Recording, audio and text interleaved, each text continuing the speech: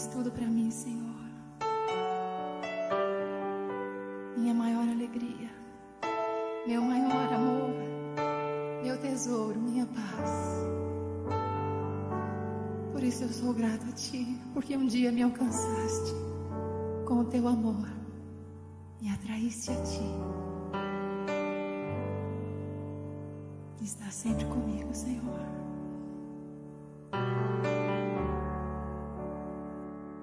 Em gratidão eu canto a Ti com coração, venho adorar. Minha alma está bem junto a Ti. És meu Senhor, meu Salvador.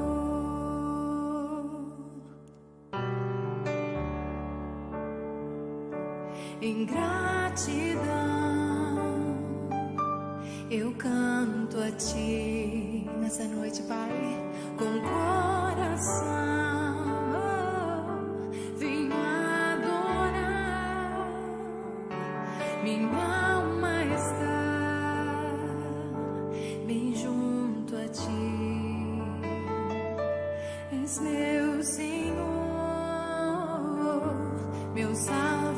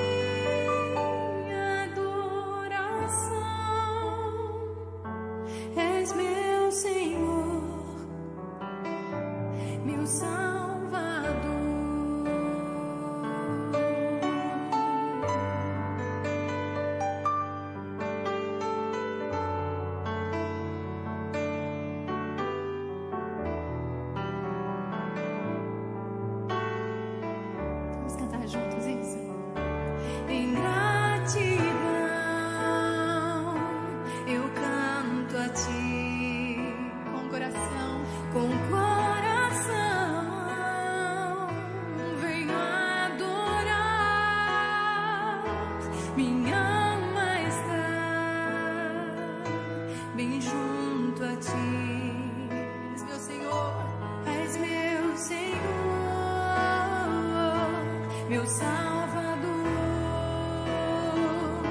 o que darei a Ti, Senhor, por tudo quanto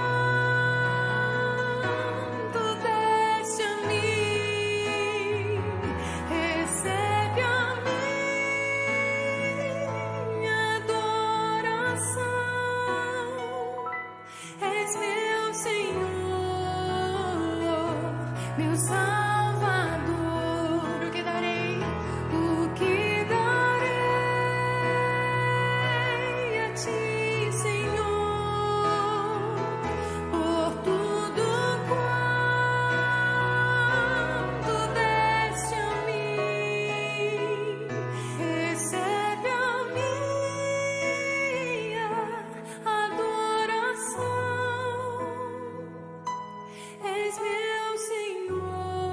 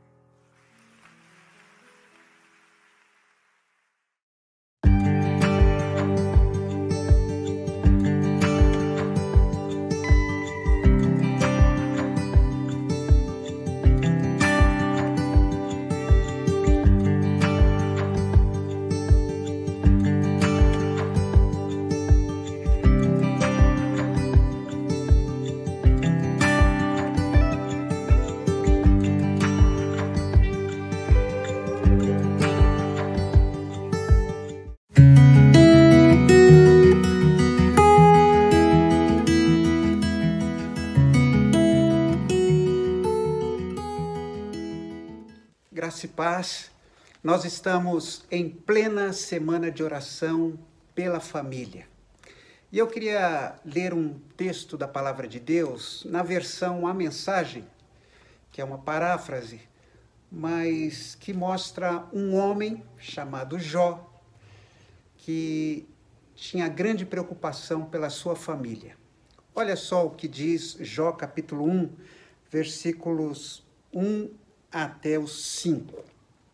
Havia um homem chamado Jó, que morava na região de Uz. Era muito honesto, um homem de palavra, totalmente dedicado a Deus, que odiava a maldade. Tinha 7 filhos e 3 filhas, e era muito rico.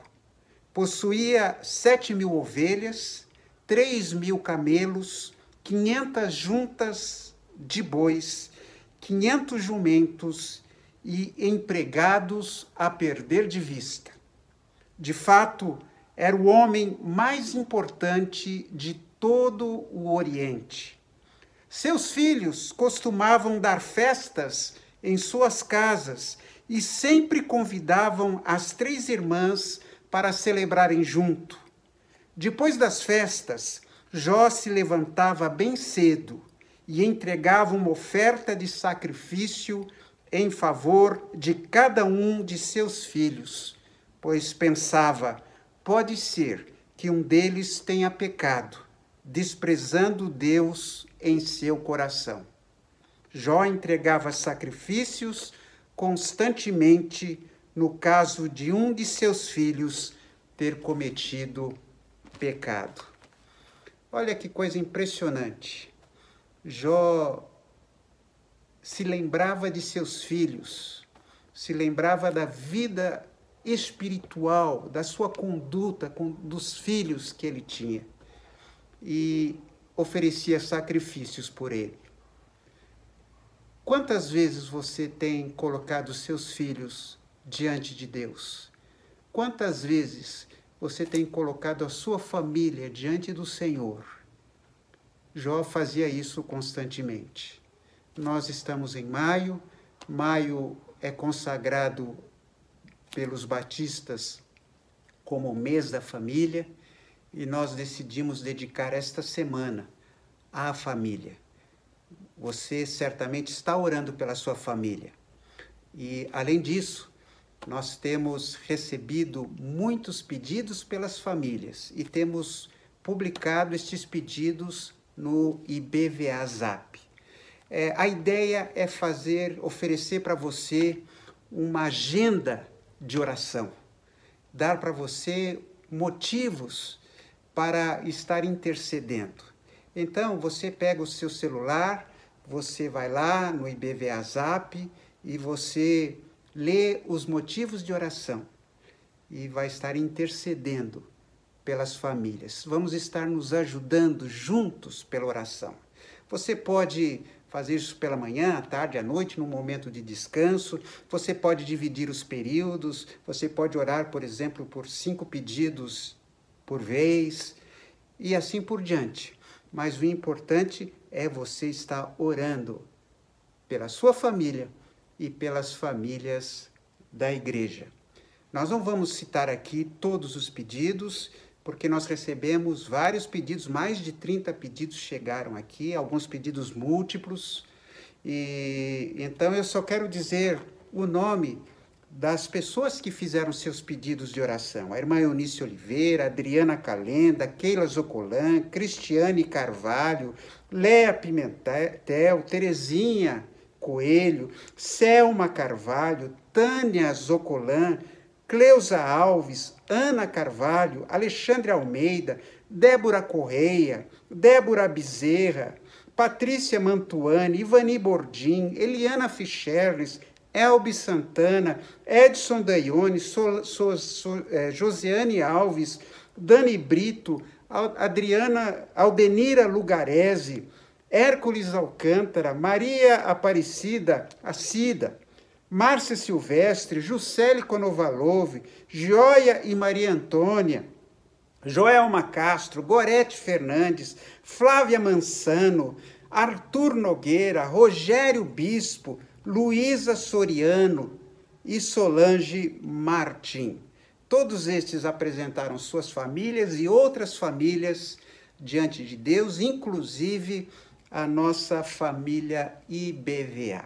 Apenas como exemplo, eu vou ler um pedido, o pedido que mais me tocou neste dia. Agora, no final da tarde desta terça-feira, o Elbi mandou um pedido pelo Eric Brizola, não é? Ele tem uma filhinha recém-nascida, chamada Alícia, porém a esposa do Eric, a Graciane, faleceu na manhã desta terça-feira.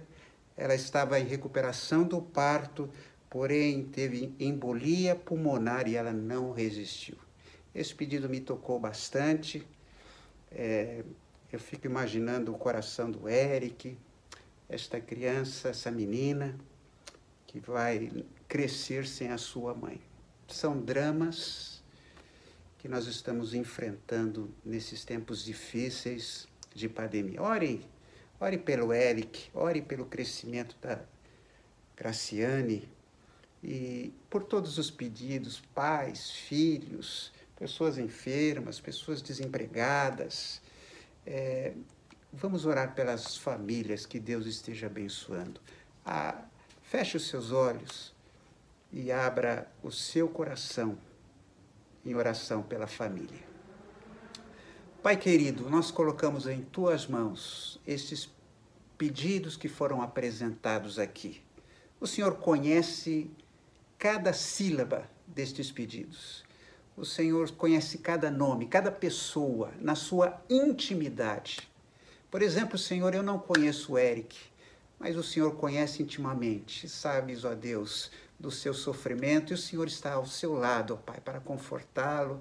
Tenha misericórdia dele, tenha misericórdia, Senhor, de todas as famílias aqui apresentadas, todos os dramas, todas as lutas, todos os motivos de gratidão, porque foram vários aqueles que estão agradecendo, porque o Senhor tem sustentado, tem protegido, tem suprido cada uma das necessidades, ó Pai. Pai querido, Pai de amor, recebe como um incenso que suba diante do Senhor agradável, Senhor. Protege as nossas famílias. Ó Deus, nós precisamos ter força para resistirmos às tentações, às lutas, às dificuldades que se colocam diante de nós. Ilumina os nossos lares. Ó Senhor, que haja salvação dos nossos filhos, salvação dos nossos entes queridos, maridos, esposas. Abençoa, Senhor, é a nossa oração, em nome de Jesus. Amém. Nós vamos ouvir uma música agora, que é uma oração, que também tocou muito meu coração. Vamos estar orando e você pode continuar enviando os pedidos de oração pela família. Aqueles que ainda não vieram, ainda estamos recebendo, até o próximo sábado. Amém.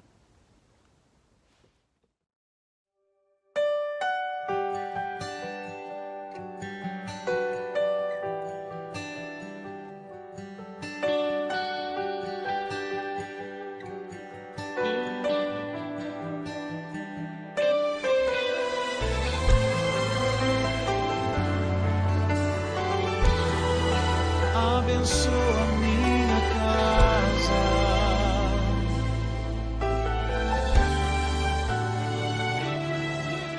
Senhor, abençoa minha casa. O inimigo tem tentado destruir, mas agora eu me achego tua presença, vem Senhor, o meu lar reconstruir.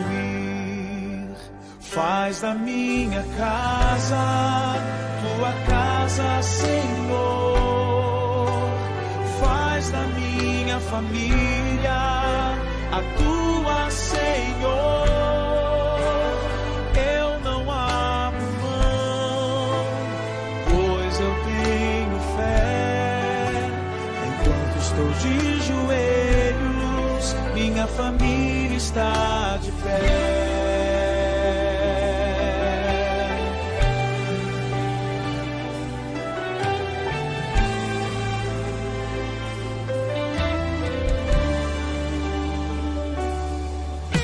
Eu sei que problemas acontecem e às vezes é difícil perdoar, mas eu vou ser diferente. Minha casa vou guardar, de joelhos te ofereço o meu lar.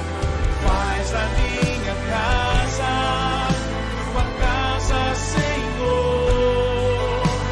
Faz da minha família a tua, Senhor. Eu não abro mão, pois eu tenho fé. Quando estou de joelhos, minha família está de pé. Quando eu oro, sei, não é em vão. Eu não vou perder a fé. De joelhos vou lutando, minha família está de pé. Essa é minha oração. Faz da minha casa tua casa, Senhor. Faz da minha família a tua, Senhor. Eu não abro mão, pois eu tenho fé. Enquanto estou de joelhos, minha família está de pé. Faz da minha casa, faz da minha família a tua, Senhor. Eu não abro mão, pois eu tenho fé. Enquanto estou de joelhos, minha família está de pé. Enquanto estou de joelhos, minha família está de pé. Enquanto estou de joelhos, minha família está de pé.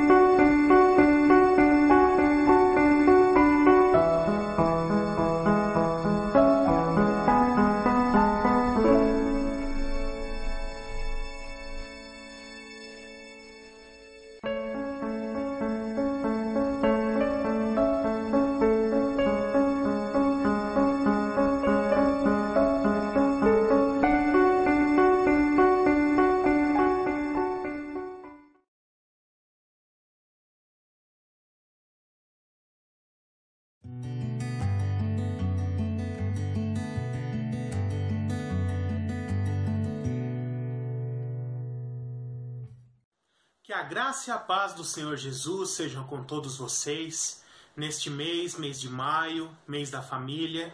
Nessa última semana de maio nós teremos algumas pregações, também as pastorais durante a semana, toda uma programação voltada para a família. E hoje, dentro desse tema, dentro desse assunto, eu quero falar um pouco com vocês a respeito da família. A família é um plano de Deus, a família é um projeto de Deus, né? Nós vemos que lá no Éden, quando Deus cria o ser humano, cria Adão, depois cria Eva.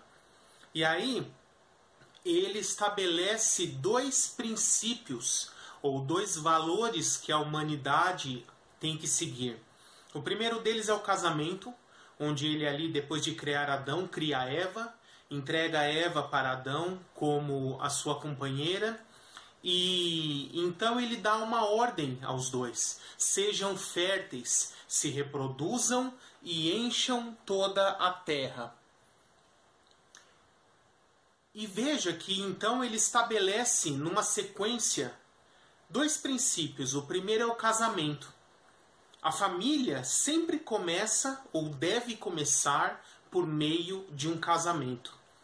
Como o próprio Deus diz ali na Escritura: deixará o homem o seu pai e a sua mãe, se unirá à sua mulher, e ambos se tornarão uma só carne, se tornarão um casal.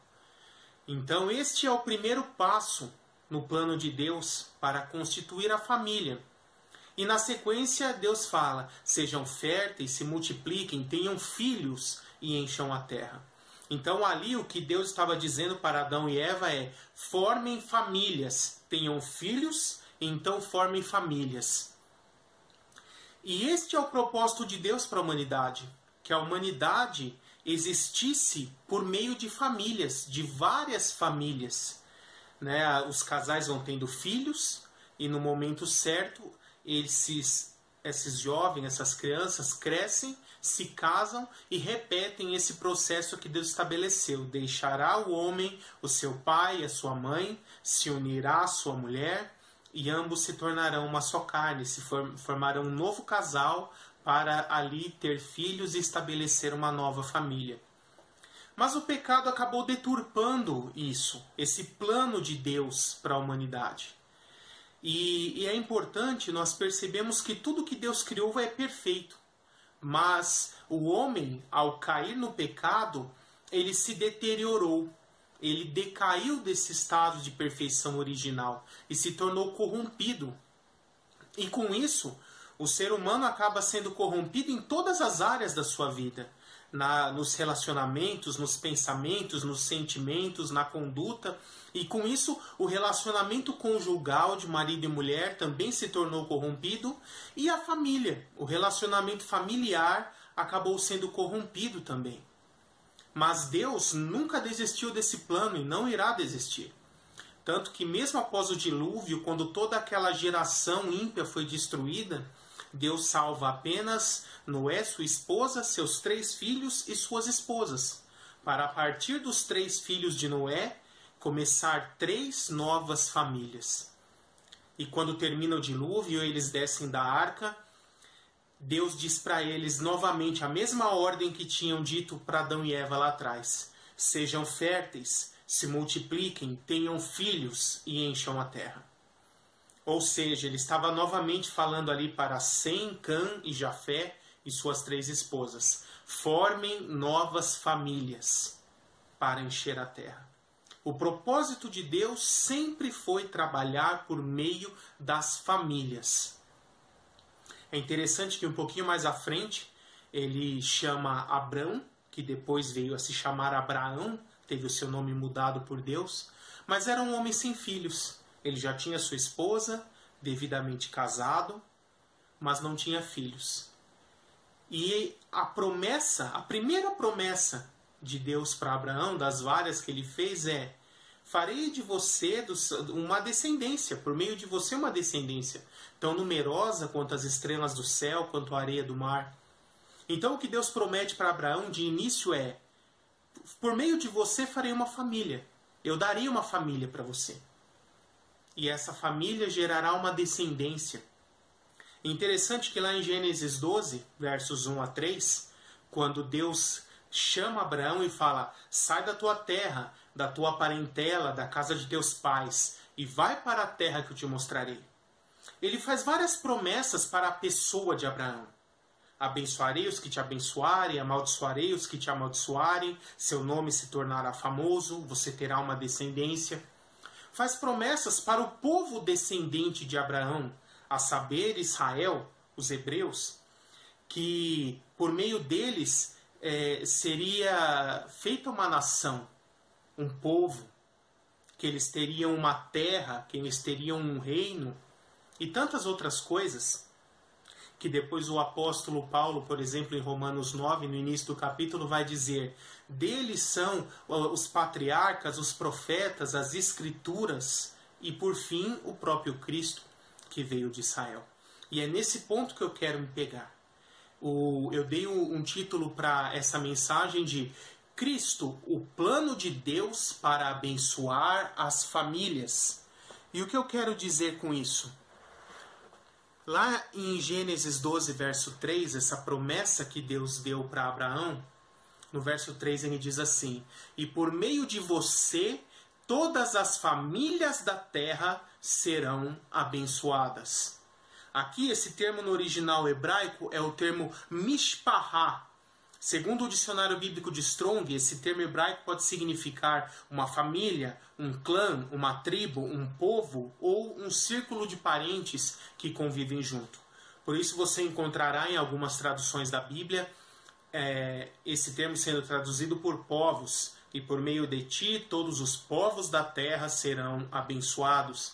Mas eu particularmente prefiro mais a tradução como famílias. E por meio de você, todas as famílias da terra serão abençoadas. Mas como se dará isso? É por meio do descendente de Abraão. Deus promete uma descendência para Abraão, o povo de Israel. Mas dessa descendência viria um descendente especial. E por meio dele, todas as famílias da terra seriam abençoadas, que é o próprio Cristo. É por isso que o Evangelho, o Novo Testamento, começando ali pelo Evangelho de Mateus, a primeira frase do Novo Testamento, Mateus capítulo 1, versículo 1, nos diz assim: registro da genealogia de Jesus Cristo, descendente de Davi, descendente de Abraão. Porque o apóstolo Mateus, que sendo judeu, sabia exatamente o que ele estava dizendo aqui, fez questão de dizer que logo no início ele era descendente de Davi e descendente de Abraão. Porque havia essas profecias já do Antigo Testamento de que o Messias seria descendente do rei Davi e descendente de Abraão. E aqui ele já começa dizendo isso. Então, aquele descendente prometido ali por Deus para Abraão, por meio do qual todas as famílias da terra seriam abençoadas, é o próprio Cristo. E os apóstolos entenderam isso. Por exemplo, nós vemos ali na segunda pregação de Pedro, capítulo 3 de Atos, capítulo 3, versos 24 a 26, nós lemos o seguinte: de fato, todos os profetas, de Samuel em diante, um por um, falaram e predisseram estes dias. E vocês são herdeiros dos profetas e da aliança que Deus fez com seus antepassados. Ele disse a Abraão: por meio da sua descendência, todos os povos da terra serão abençoados, ou todas as famílias da terra serão abençoadas. Tendo Deus ressuscitado o seu servo, que é Cristo, enviou-o primeiramente a vocês, ou seja, o povo de Israel, para abençoá-los, convertendo-os cada um de vocês das suas maldades. Então aqui, o apóstolo Pedro, também inspirado pelo Espírito Santo no Novo Testamento, ali em sua segunda pregação durante a semana de Pentecostes, registrado aqui no capítulo 3 do livro de Atos, nos confirma que aquele descendente que foi prometido a Abraão, lá em Gênesis 12, este é o próprio Jesus Cristo. Então, para que ele veio? Veio para abençoar todas as famílias da terra. Mas como entender isso? Como Jesus pode abençoar todas as famílias da terra se muitas e muitas famílias da terra não creem nele? muitos povos não creem nele. Como entender isso? O apóstolo Paulo nos explica isso no capítulo 5 de Romanos. Capítulo 5, principalmente a partir do verso 11, ele começa a fazer uma analogia, onde ele mostra, olha, da mesma forma que pelo pecado de um só homem, que é Adão, toda a humanidade caiu em pecado, e toda a humanidade se tornou corrompida, a nossa natureza se tornou corrompida, e nós caímos nesse estado que a teologia chama de depravação total, onde os nossos pensamentos, sentimentos e ações, todos eles são influenciados pelo mal. Da mesma forma que pelo erro de um único homem, todos caíram, pelo sacrifício de um único homem, a saber, Cristo, todos foram vivificados.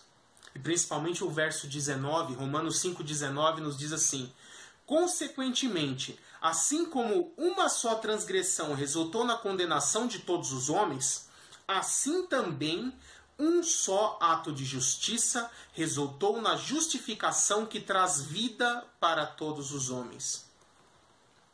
O sacrifício de Cristo foi por toda a humanidade. Cristo não morreu só por alguns. Cristo não morreu só por poucos eleitos. Cristo morreu por todos. O sacrifício de Cristo beneficiou a todos os homens. E não tem como fugir dessa verdade.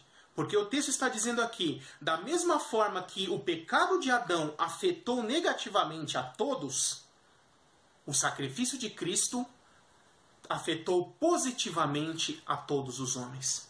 Dizer que Cristo não morreu por todos, a pessoa seria obrigada, dentro da lógica de Romanos 5, dizer que o pecado de Adão também não afetou todos os homens, e que teria homens que não teriam nascido já afetados pelo pecado. O que é impossível. Logo, Cristo morreu por todos os homens.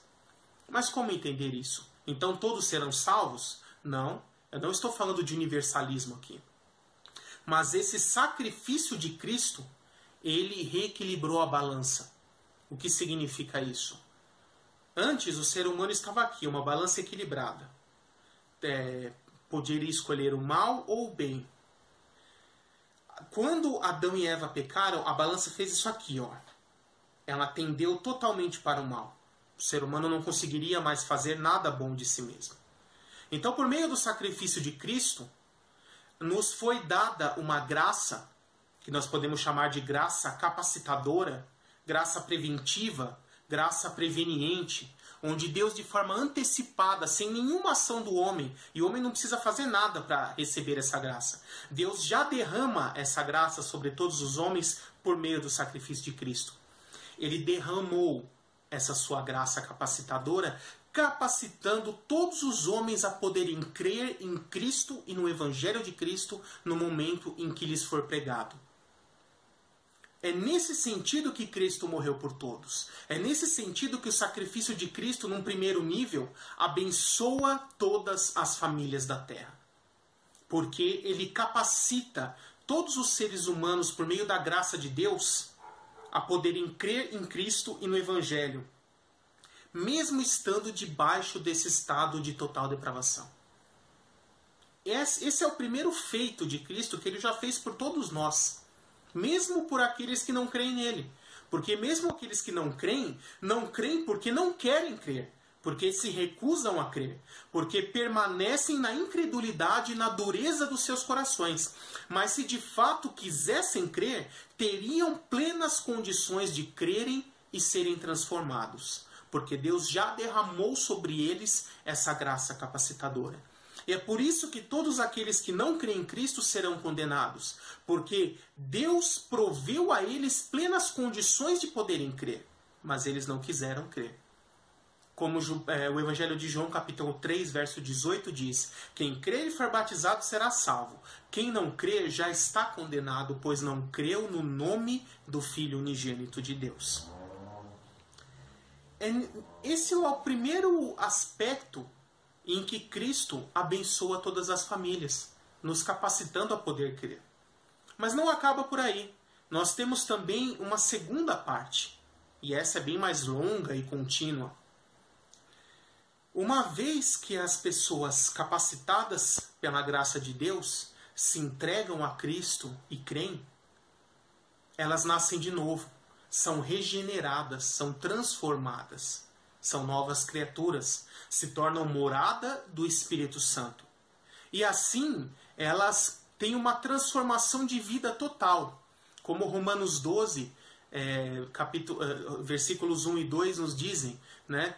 Não se conforme com os padrões desse mundo, mas renove-se pela transformação de sua mente, para que possam experimentar a vontade de Deus, que é boa, perfeita e agradável.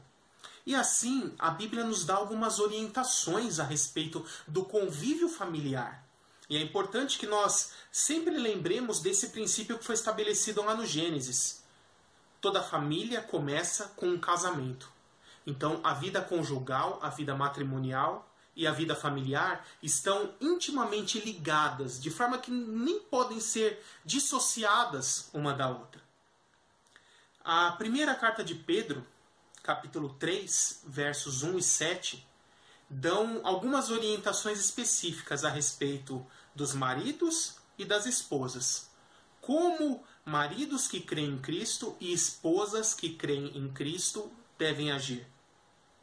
Verso 1 diz assim: mulheres, sujeitem-se cada uma ao seu marido, a fim de que ele, se não obedece à palavra, seja ganho sem palavras pelo procedimento de sua mulher, observando a conduta honesta e respeitosa de vocês.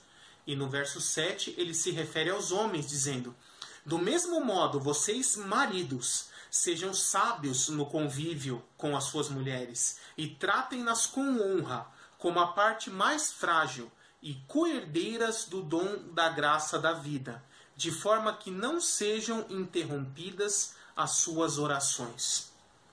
Então perceba que Deus estabelece orientações para as esposas e para os maridos.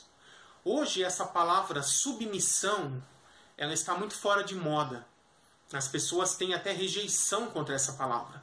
Mas é porque, na verdade, não entendem o significado dela. Submissão significa estar debaixo de uma autoridade dentro da mesma missão. O casal e, posteriormente, a família tem uma missão a ser cumprida da parte de Deus. E essa missão, nenhuma das partes conseguirá cumprir sozinho. E é por isso que a Bíblia fala submissão. Porque a mulher está dentro da mesma missão de constituir essa família, de organizar, gerir, manter essa família saudável, fazer com que ela cresça e prospere fisicamente, emocionalmente, espiritualmente. A autoridade maior é o homem, mas logo abaixo dessa autoridade existe a autoridade da mulher, que está debaixo dessa autoridade maior, como o vice-presidente de uma empresa. Existe o presidente e o vice-presidente. O vice-presidente não é um cargo humilhante só porque existe uma autoridade acima dele, mas ele está debaixo da mesma missão.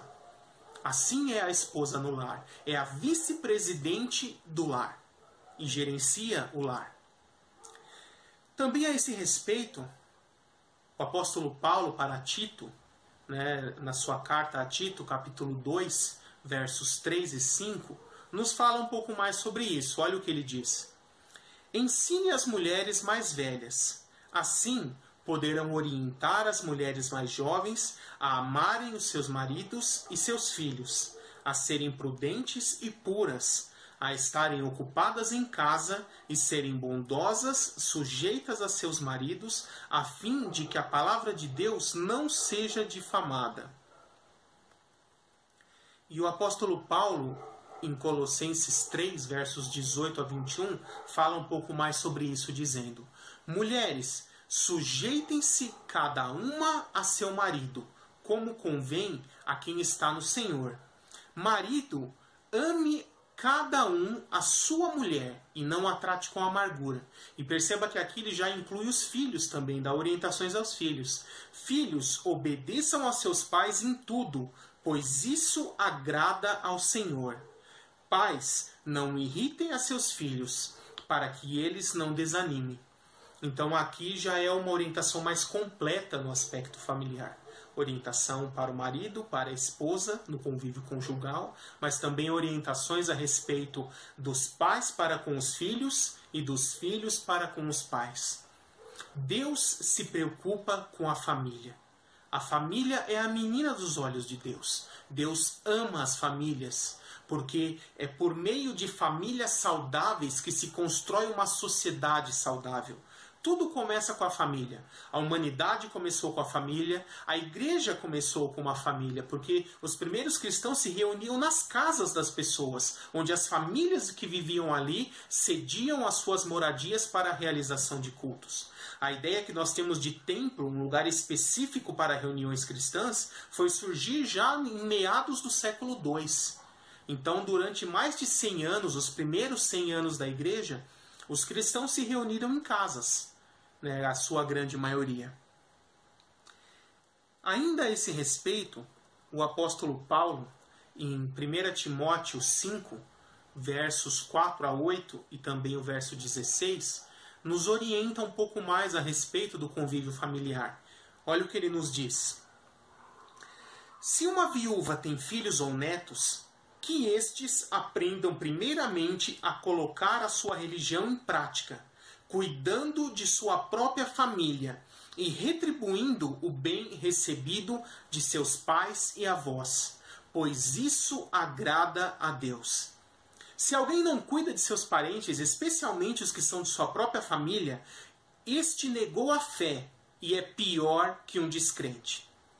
Se alguma mulher crente tem viúvas em sua família, deve ajudá-las. Não seja a igreja sobrecarregada com elas, a fim de que as viúvas realmente necessitadas sejam auxiliadas.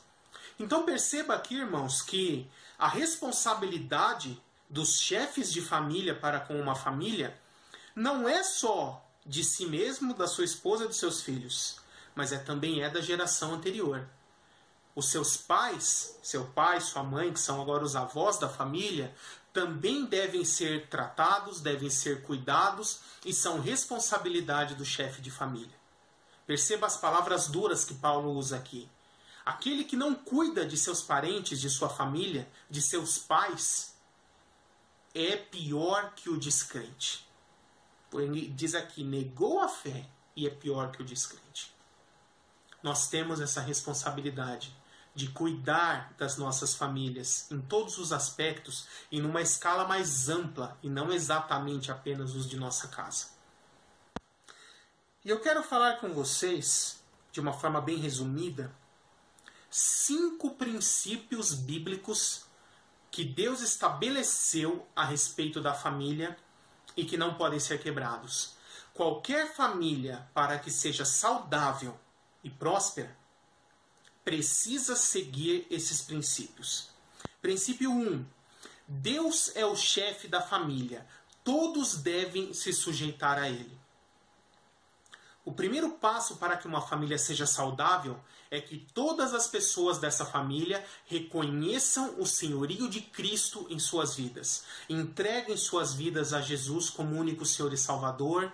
Leiam a Bíblia, orem e busquem viver de acordo com o que a Sagrada Escritura nos ensina. Cada membro da família tem que participar disso. A família tem que ser convertida a Cristo e não apenas alguns membros dela. Esse é o primeiro ponto. Segundo ponto, a liderança do pai/marido, né, pai e marido, deve ser em amor, como sacerdote da família.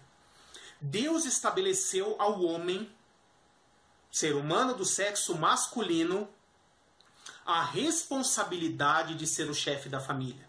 Ele tem a obrigação e a responsabilidade, e não pode fugir dessa responsabilidade, de sustentar o seu lar, de prover o sustento à sua família, de prover o sustento aos seus filhos, à sua esposa, não somente financeiro, mas emocional, de afeto, afetivo e espiritual.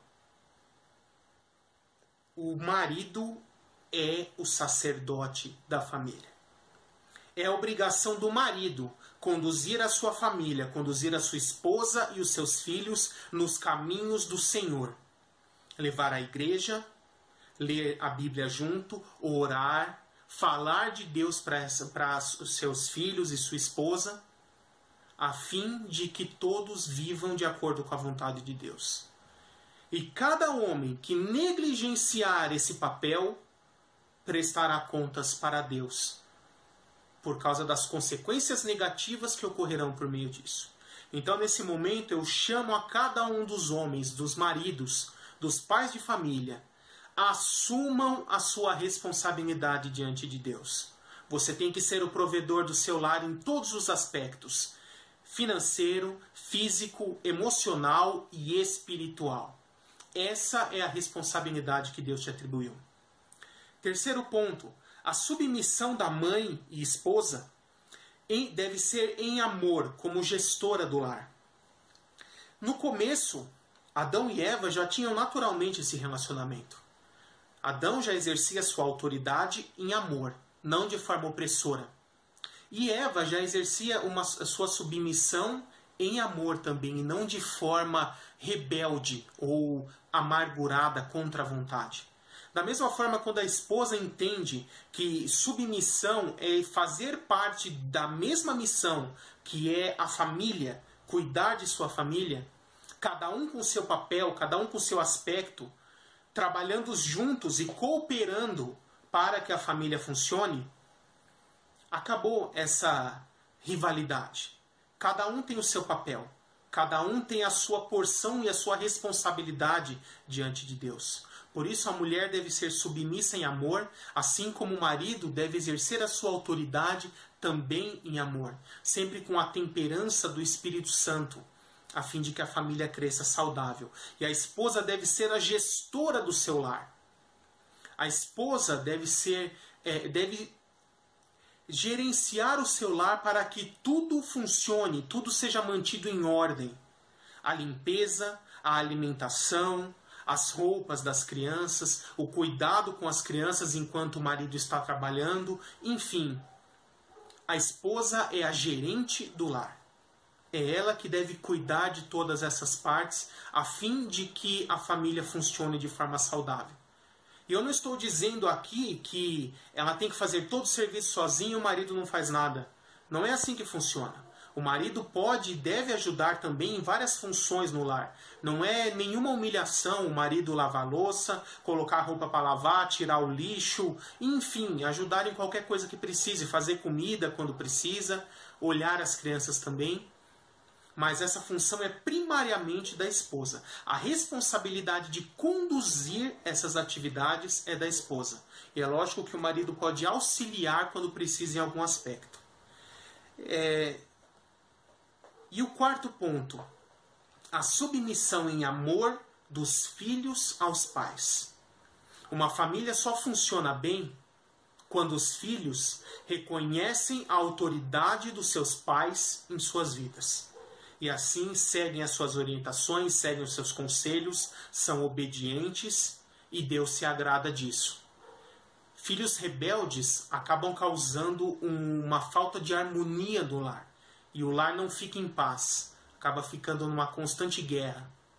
Então, esse é mais um ponto que tem que ser obedecido. E por último, o respeito e o amor para com todos os membros da família.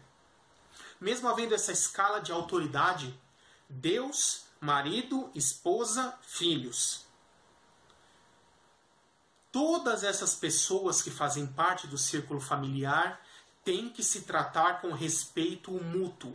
Todos merecem o respeito, todos são seres humanos dignos que têm que ser tratados com respeito e amor. O fato de uma pessoa ter autoridade sobre outra não lhe dá o direito de menosprezar ou ter qualquer tipo de comportamento abusivo contra essa pessoa, agressivo, maldoso, enfim.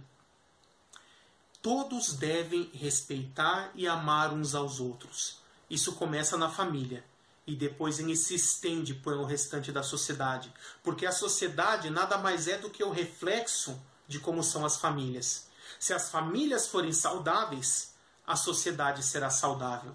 Hoje a sociedade está deturpada, está corrompida, porque as famílias estão corrompidas, porque as famílias não são saudáveis. E isso precisa mudar a partir das famílias. Vocês querem transformar o mundo? Comece transformando a sua família. Se cada um transformar a sua família, a sociedade será transformada também. E por último, eu gostaria de ler aqui com vocês o item 17 da Declaração Doutrinária da Convenção Batista Brasileira, que fala a respeito da família.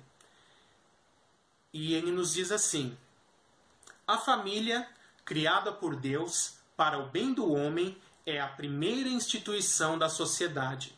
Sua base é o casamento monogâmico e duradouro, por toda a vida, podendo ser desfeito pela morte ou pela infidelidade conjugal apenas.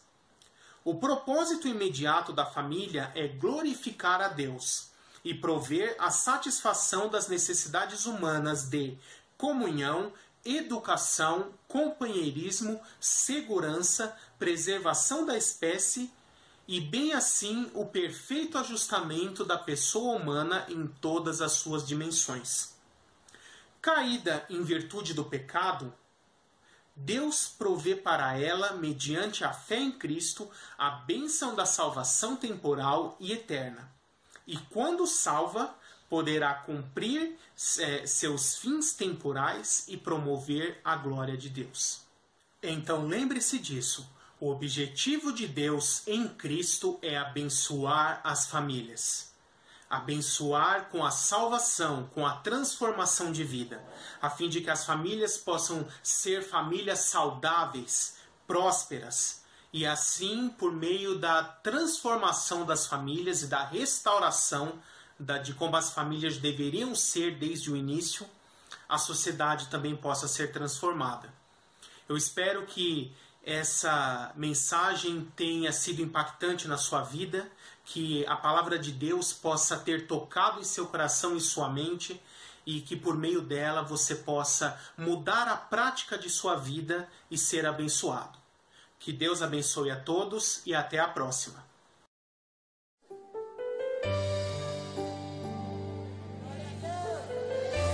Obrigado, Senhor, pela minha família.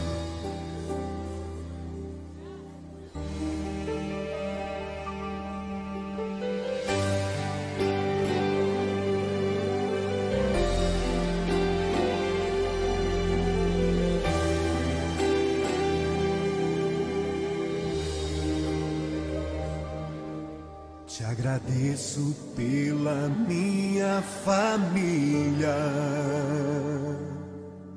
e por tua presença no meu lar.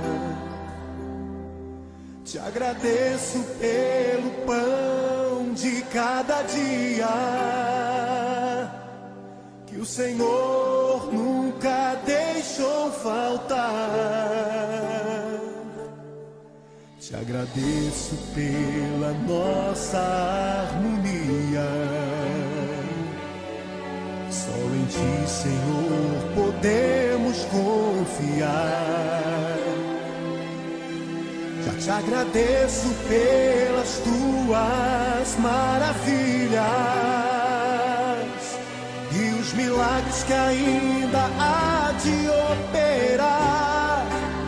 A minha família é bênção do Senhor. Me ensina a tratar minha família com amor. Edifica minha casa para o Teu louvor. A minha família é um presente do Senhor.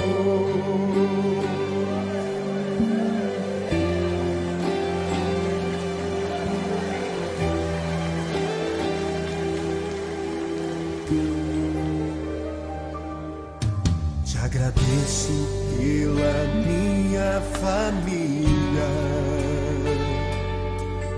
e por Tua presença no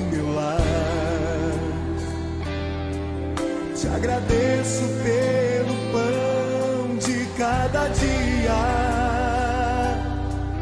que o Senhor nunca deixou faltar.